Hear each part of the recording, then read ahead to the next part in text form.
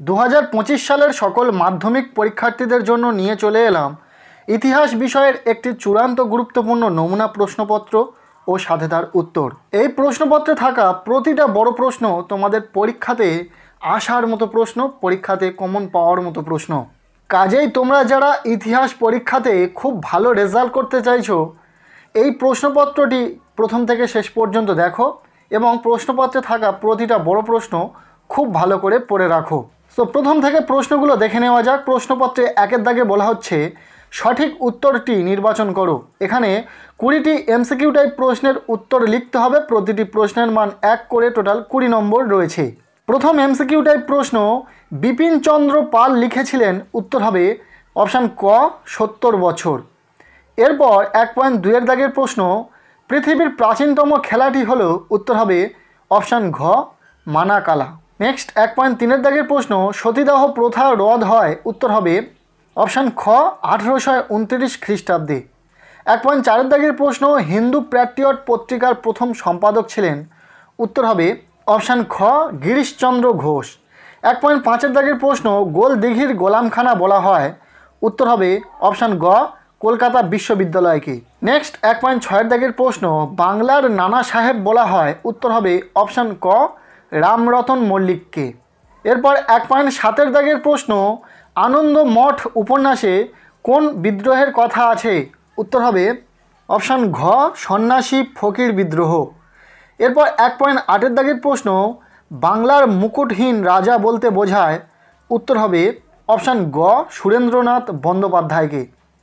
এরপর 1.9 এর দাগের প্রশ্ন, ভারতমাতা চিত্রটি অঙ্কন করেন, উত্তর হবে অপশান খ অবনীন্দ্রনাথ ঠাকুর।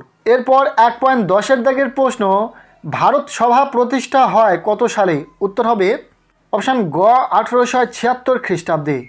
এরপর 1.11 দাগের প্রশ্ন, বাংলা ভাষায় প্রথম বই ছাপা হয়, উত্তর হবে অপশান খ 1778 খ্রিস্টাব্দে। এরপর 1.12 দাগের প্রশ্ন, ভারতে হাফ টোন প্রিন্টিং পদ্ধতি প্রবর্তন করেন, উত্তর হবে অপশান ক উপেন্দ্র কিশোর রায়চৌধুরী।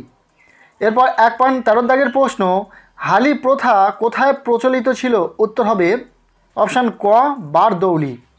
নেক্সট 1.14 দাগের প্রশ্ন, লাঙ্গল পত্রিকার সম্পাদক ছিলেন, উত্তর হবে অপশান ক কাজী নজরুল ইসলাম। এরপর 1.15 দাগের প্রশ্ন, ওয়ার্কার্স অ্যান্ড প্রেজেন্টস পার্টির গুরুত্বপূর্ণ নেতা ছিলেন, উত্তর হবে অপশান খ বল্লভভাই প্যাটেল। নেক্সট 1.16 দাগের প্রশ্ন, দীপালি সংঘের মুখপাত্র ছিল, উত্তর হবে অপশান গ জয়শ্রী।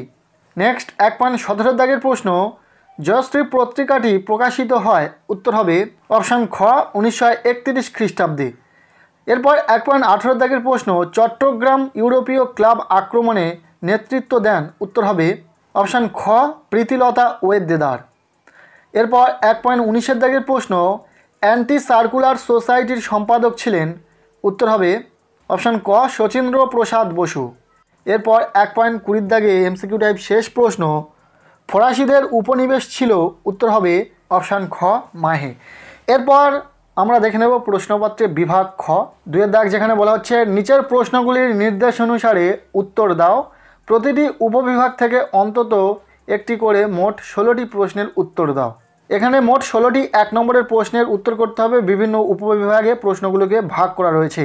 যেমন প্রথম উপবিভাগ 2.1 বলা হচ্ছে একটি বাক্যে উত্তর দাও। 4টি প্রশ্নের উত্তর করতে হবে। প্রতিটি প্রশ্নের মান 1 করে, টোটাল 4 নম্বর রয়েছে। প্রথম প্রশ্ন, কোন দিনটি আন্তর্জাতিক নারী দিবস রূপে পালন করা হয়? দ্বিতীয় প্রশ্ন, কত খ্রিস্টাব্দে রম্পা বিদ্রোহ শুরু হয়? 3 নম্বর প্রশ্ন, কে বেঙ্গল কেমিক্যাল প্রতিষ্ঠা করেন? এরপর 2.1 4 নম্বর প্রশ্ন, কে কবে এশিয়াটিক সোসাইটি প্রতিষ্ঠা করেন? এরপর পরবর্তী যে উপবিভাগ 2.2 ঠিক ভুল নির্ণয় করো। এখানেও 4টি প্রশ্নের উত্তর করতে হবে। প্রতিটি প্রশ্নের মানে 1 করে, টোটাল 4 নম্বর রয়েছে। প্রথম প্রশ্ন, সোমপ্রকাশ পত্রিকার সম্পাদক ছিলেন দ্বারকানাথ বিদ্যাভূষণ। এখানে ঠিক ভুলটা তোমাদেরকেই নির্বাচন করতে হবে। ওকে। দ্বিতীয় প্রশ্ন, রংপুর বিদ্রোহের নেতা ছিলেন টিপু শাহ।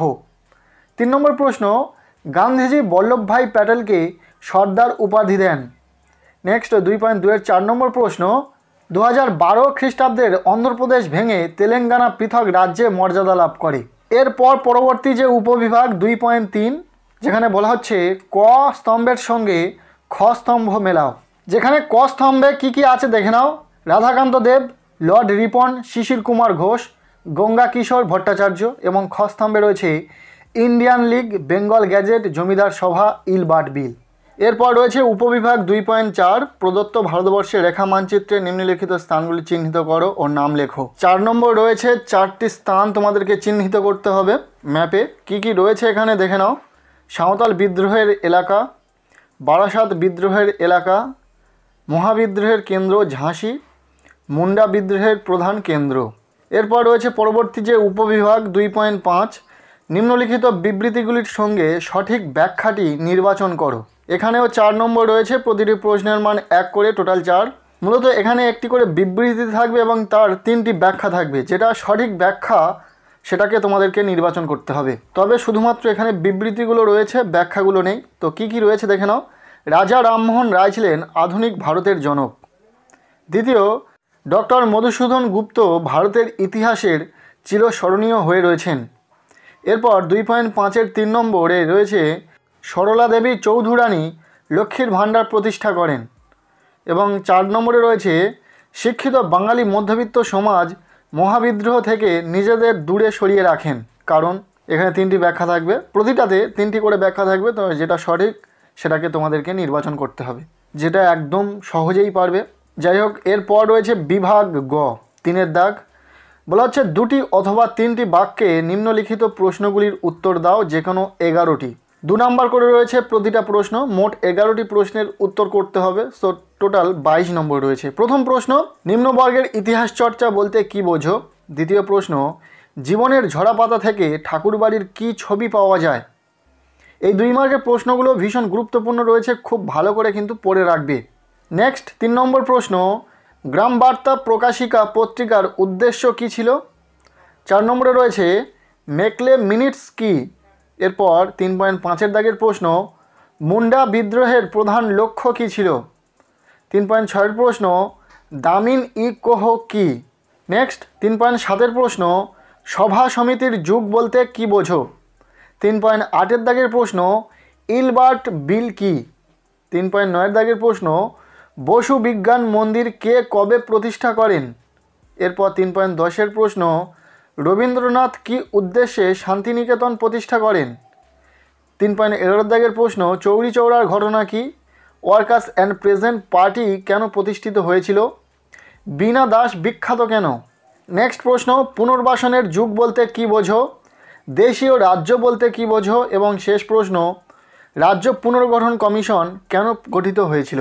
2 নম্বরের জন্য এই প্রশ্নগুলো গুরুত্বপূর্ণ রয়েছে, খুব ভালো করে পড়বে। এরপর রয়েছে বিভাগ ঘ 4-এর দাগ। বলা হচ্ছে 7-8টি বাক্যে যে কোনো 6টি প্রশ্নের উত্তর দাও। প্রতিটি উপবিভাগ থেকে অন্তত একটি করে প্রশ্নের উত্তর দাও।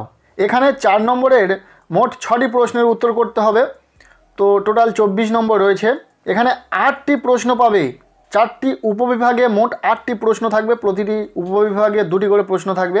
তোমাদেরকে মোট 6টি প্রশ্নের উত্তর করতে হবে এবং প্রতিটি উপবিভাগ থেকে একটি করে প্রশ্নের উত্তর বাধ্যতামূলক। প্রথম প্রশ্ন, জীবনের ঝরাপাতা গ্রন্থের ঐতিহাসিক গুরুত্ব আলোচনা করো। দ্বিতীয় প্রশ্ন, আধুনিক চিকিৎসা বিদ্যার ক্ষেত্রে কলকাতা মেডিকেল কলেজের কীরূপ ভূমিকা ছিল? ভীষণ গুরুত্বপূর্ণ প্রশ্ন, খুব ভালো করে পড়বে। এরপর রয়েছে পরবর্তী যে উপবিভাগ 4.3-এর দাগ, সন্ন্যাসী ফকির বিদ্রোহের কারণ আলোচনা করো। ভীষণ গুরুত্বপূর্ণ, খুব ভালো করে পড়বে। নেক্সট প্রশ্ন, আনন্দমঠ উপন্যাসটি কিভাবে জাতীয়তাবাদী ভাবধারা প্রসারের ক্ষেত্রে সহায়ক হয়ে উঠেছে? এরপর পরবর্তী যে উপবিভাগ ঘ.3 4.5-এর প্রশ্ন, কারিগরি শিক্ষার বিকাশে বেঙ্গল টেকনিক্যাল ইনস্টিটিউটের অবদান আলোচনা করো। ভীষণ গুরুত্বপূর্ণ একটি প্রশ্ন, খুব ভালো করে পড়তে হবে। নেক্সট প্রশ্ন, টিকা লেখো ওয়ার্কার্স অ্যান্ড প্রেজেন্টস পার্টি। প্রতিটা প্রশ্ন খুব ভালো করে পড়বে, খুবই গুরুত্বপূর্ণ প্রশ্ন। আর জানিয়ে রাখি, শুধুমাত্র এই প্রশ্নপত্রে থাকা কটা প্রশ্ন পড়লে হবে না, এর সাথে আরও কিছু প্রশ্ন পড়তে হবে, যার জন্য এই চ্যানেলে খুব শীঘ্রই লাস্ট মিনিট সাজেশন ভিডিও আসতে চলেছে। প্রতিটা ভিডিও দেখার জন্য অবশ্যই চ্যানেলটিকে সাবস্ক্রাইব করে রাখো। পরবর্তী যে উপবিভাগ 4.7-এর দাগের প্রশ্ন, বঙ্গভঙ্গ বিরোধী আন্দোলনে ছাত্র সমাজের ভূমিকা লেখো। এরপর 4.8-এর দাগে 4 নম্বরের প্রশ্ন শেষ। হায়দ্রাবাদ জুনাগড় রাজ্যটি কিভাবে ভারতভুক্ত হয়?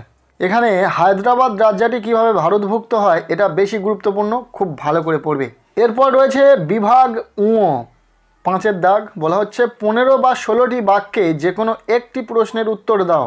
এখানে 8 নম্বরের প্রশ্ন রয়েছে 3টি, যে কোনো একটি প্রশ্নের উত্তর লিখতে হবে। সো প্রশ্নগুলো একবার দেখে নাও। প্রথম প্রশ্ন, নীল বিদ্রোহের কারণ ও ফলাফল লেখো। দ্বিতীয়, লেখায় ও রেখায় ভারতীয় জাতীয়তাবাদের বিকাশ আলোচনা করো। এরপর 3 নম্বর প্রশ্ন, 1857 সালের মহাবিদ্রোহের চরিত্র ও প্রকৃতি আলোচনা করো। এই প্রত্যেকটি প্রশ্ন খুব ভালো করে পড়বে, পরীক্ষাতে আসার মতো প্রশ্ন। এই ছিল সম্পূর্ণ একটি নমুনা প্রশ্নপত্র। প্রশ্নপত্রে থাকা প্রতিটা প্রশ্ন খুব ভালো করে পড়বে। আর শুধু প্রশ্নপত্রে থাকা প্রশ্নগুলো পড়লে চলবে না, এর সাথে আরও কিছু প্রশ্ন তোমাদেরকে পড়তে হবে, যার জন্য লাস্ট মিনিট সাজেশন ভিডিও খুব শীঘ্রই চ্যানেলে আসছে। আজকের এই ভিডিওটি ব্যাস এতটুকুই। কেমন লাগলো ভিডিওটি কমেন্টের মাধ্যমে জানাবে। ভিডিওটি ভালো লেগে থাকলে লাইক করবে, চ্যানেলে নতুন হলে চ্যানেলটিকে সাবস্ক্রাইব করে রাখবে।